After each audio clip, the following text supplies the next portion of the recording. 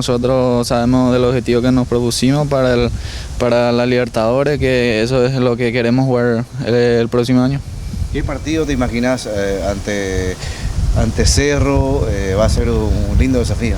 Yo creo que sí, porque los dos vamos a salir a proponer, ellos juegan bien, nosotros también vamos a intentar imponer nuestro juego como siempre. Yo creo que estos últimos partidos realmente resaltó el juego colectivo que siempre está implementando el técnico, y como está diciendo, que con muchos goles es importante para un equipo y también para los delanteros que van marcando los goles.